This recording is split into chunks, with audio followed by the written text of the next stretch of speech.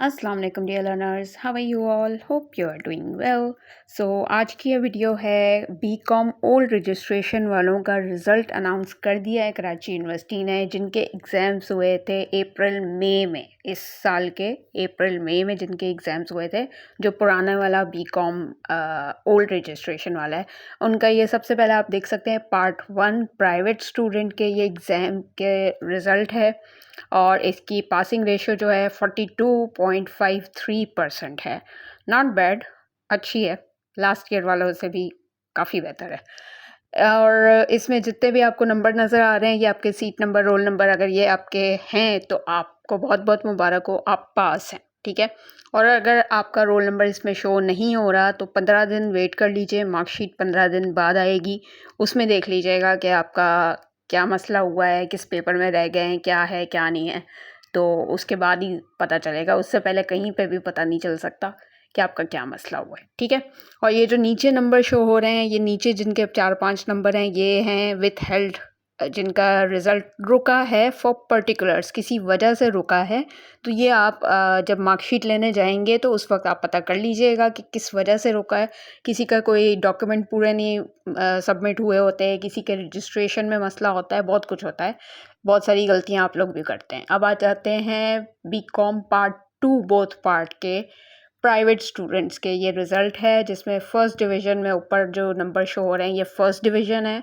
जिनका 60% से above percentage आती है उनका फ़र्स्ट डिवीज़न बनता है, ठीक है।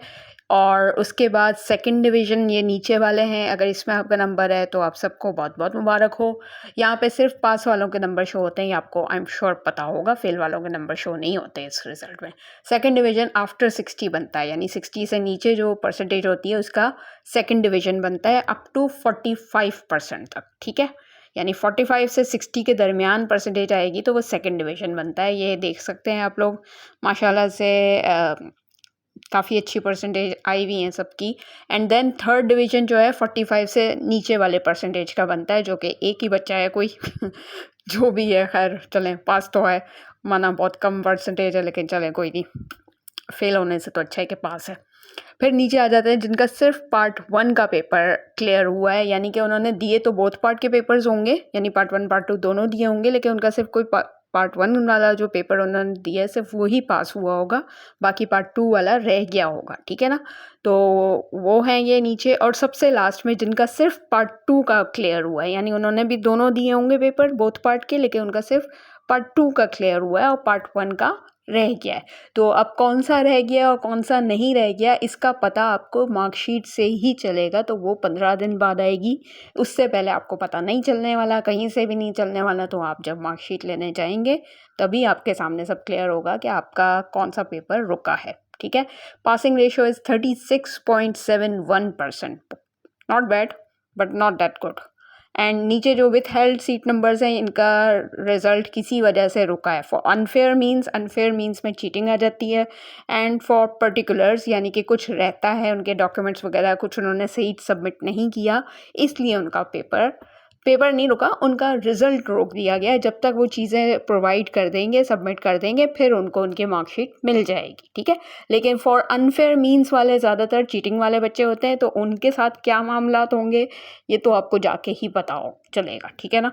तो इसका मैं कुछ नहीं कह सकती।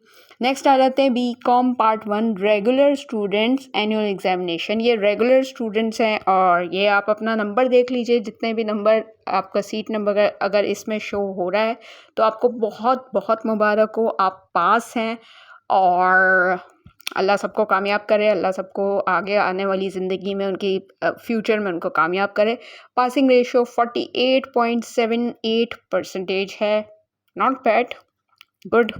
और नीचे ये विथ हेल्ड नंबर्स हैं फॉर पर्टिकुलर्स मैं जैसे पहले भी बता चुकी हूँ, पर्टिकुलर्स मतलब कुछ ना कुछ रहता है, डॉक्यूमेंट्स में कोई कमी है, कोई ना कोई चीज़ आपने सबमिट नहीं की है, दैट्स वाई ये फॉर पर्टिकुलर्स की वजह से आपका रिजल्ट रोक दिया जाएगा, यानी आपको मार्कशीट नहीं मिलेगी। बट अगर यहाँ पे आपका नंबर शो हो रहा है, इसका मतलब आप क्लियर हैं, ठीक है।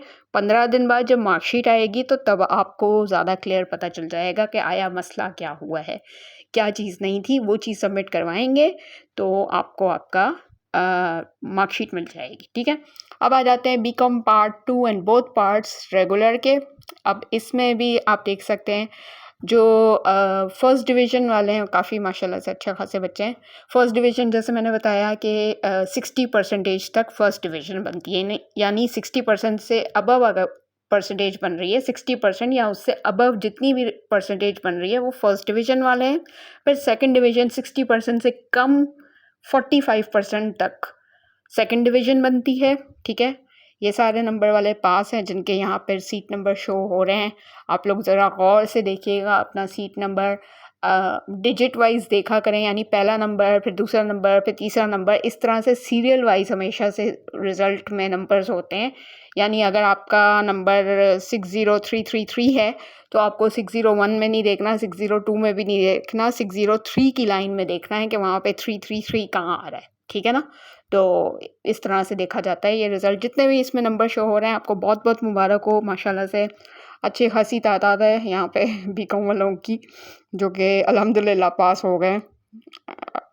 थोड़ा-सा अजीब है, कराची यूनिवर्सिटी में पासिंग रेशो काफ़ी कम थे पिछले दिनों, लेकिन इस बार माशाल्लाह से बीकॉम वालों के तो पासिंग रेशो बहुत अच्छे हैं। आई डोंट नो ये चमत्कार कैसे हो गया, लेकिन अल्लाह का शुक्र है हो गया। शायद किसी को अकल आ गई, शायद। नेक्स्ट आ जाते हैं हम थर्ड डिवीज़न वालों की तरफ। थर्ड डिवीज़न होता है 45% से कम वाले थर्ड डिवीज़न होते हैं। 3 बच्चे हैं जो चलें कम परसेंटेज आई है लेकिन फिर भी पास तो हैं एटलीस्ट। और उसके नीचे हैं क्लियर ओनली पार्ट 1, जिन्होंने बोथ पार्ट के पेपर्स दिए हैं लेकिन उनका सिर्फ पार्ट 1 क्लियर हुआ है, ये उनके नीचे नंबर्स आ रहे हैं। पार्ट 2 में कोई ना कोई पेपर रुक गया होगा, इसलिए वो उसका नंबर शो नहीं हुआ। ऐसा नहीं है कि पार्ट 2 के सारे पेपर फेल हुए होंगे, ऐसा नहीं हुआ होगा। कोई एक आध पेपर में या शायद एक से ज़्यादा पेपर में जितने भी आपने दिए होंगे, तो उसका पता सिर्फ और सिर्फ मार्कशीट के ज़रिए ही चल सकता है, जो कि 15-20 दिन बाद ही आएगी, ठीक है? और यहाँ पे क्लियर पार्ट 2 ओनली वाले बच्चे हैं जिनका सिर्फ पार्ट 2 पेपर क्लियर हुआ है, यानी उन्होंने बोथ पार्ट के दिए थे लेकिन उनका पार्ट 1 रह गया है और पार्ट 2 के सारे पेपर क्लियर हुए हैं, ये उनके नंबर आ रहे हैं। अच्छा, अब बहुत सारे बच्चे सोच रहे होंगे कि अभी एडमिशन्स ओपन होने वाले हैं कराची यूनिवर्सिटी में, थर्ड ईयर के लिए एडमिशन के लिए अप्लाई कैसे करेंगे? जब तक मार्कशीट नहीं आएगी तो थर्ड ईयर के लिए अप्लाई नहीं हो सकता। और थर्ड ईयर के एडमिशन्स जो हैं अभी टेस्ट बेस शुरू हो रहे हैं, उसके बाद तकरीबन 24 नवंबर से मेरिट बेस यानी जो परसेंटेज के हिसाब से जो एडमिशन्स होते हैं वो शुरू होंगे। तो इंशाल्लाह जब तक आपकी मार्कशीट आ जाएगी और आपको पता चल जाएगा कि आपके क्या नंबर हैं, उस हिसाब से आप एडमिशन ले सकते हैं। अगर आपको टेस्ट बेस में लेना है, कोई ऐसी फील्ड में लेना है जिसमें टेस्ट बेस्ड हैं, तो वो उसके लिए फिर आपको अंदाजे के तौर पे ही एडमिशन लेना पड़ेगा। अगर आप पास हैं तो आप अप्लाई कर सकते हैं, बाकी मार्कशीट आएगी तो परसेंटेज तब सही से पता चलेगी कि एक्चुअल परसेंटेज क्या है आपकी। अच्छा, यहाँ पे पासिंग रेशो जो है वो 45.20 है, माशाल्लाह से ये भी बहुत अच्छा है। और ये जो विथहेल्ड सीट नंबर्स हैं ये मैं पहले भी बता चुकी हूँ। ऊपर वाला है अनफेयर मीन्स यानी चीटिंग वाले, नेक्स्ट है फॉर पर्टिकुलर्स यानी कोई डॉक्यूमेंट मिसिंग है, और नीचे है फॉर फाइन यानी कोई ना कोई फ़ाइन लगा होगा उन पे, इसलिए उनका रिज़ल्ट रोका गया है। तो ये जब आप प्रोसेस जाके पता करेंगे कि क्या प्रोसेस है, क्या चीज़ नहीं है, क्या मसला है, वो आपको बताएंगे कि ये मसला है, इसके लिए आपको ये चीज़ देनी पड़ेगी, इसके लिए आपको इतना फ़ाइन देना पड़ेगा, या इसके लिए आपको साथ में ये ऑब्जेक्शन के पैसे भी देने पड़ेंगे। ऑब्जेक्शन का भी एक फ़ाइन आता है, अगर आपके डॉक्यूमेंट सही नहीं होंगे, कंप्लीट नहीं होते, तो उस पर भी ऑब्जेक्शन लग जाता है, तो उसके भी एक कुछ पर्टिकुलर अमाउंट होता है जो आपको पे करना होता है, ठीक है? तो ये कुछ चीज़ें इनको सॉर्ट आउट करेंगे तो आपको आपकी मार्कशीट मिल जाएगी।